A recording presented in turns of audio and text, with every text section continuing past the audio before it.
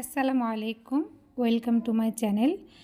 আমি আজকে আপনাদেরকে সহজ পদ্ধতিতে গলার ডিজাইন সেলাই করে দেখাবো।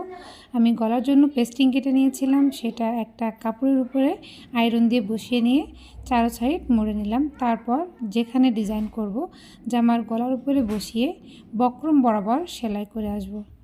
এই যে আপনারা দেখতেই পাচ্ছেন, আমি বক্রমের উপরে সিলি দিচ্ছি না, বক্রমের কিনার দিয়ে একেবারে কিনার বরাবর সেলাই করে আসব। এই যে ঘুরিয়ে ঘুরিয়ে সেলাইটা করে নিতে হবে। আজকের ভিডিও ফলো করলে যে কাজ জানে না সেও কাজ করতে পারবে। তারপর 2 সুতা বাকি রেখে ভেতরের অংশটুকু কেটে ফেলব। এই যে কাটা হয়ে গেল। তারপর আমি পুরা সাইড বরাবর হালকা হালকা করে কাট দিয়ে দিব, তাহলে গলার ফিনিশিংটা সুন্দর আসবে।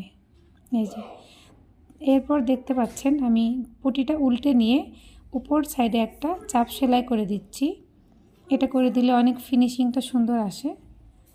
চাপ সেলাইটা শুধুমাত্র সামনের পাটেই দেই, পেছন পাটে দেওয়া লাগে না। তো এই যে দেখতে পাচ্ছেন, কথা বলতে বলতে আমার গলার ডিজাইনটা করা প্রায় শেষ। তো কাজ করতে করতে আপনাদের সাথে একটা কথা বলি, আমার ভিডিওটা যদি আপনাদের ভালো লেগে থাকে তাহলে আমাকে উৎসাহিত করার জন্য প্লিজ আমার চ্যানেলটা সাবস্ক্রাইব করে পাশেই থাকবেন। আল্লাহ হাফেজ।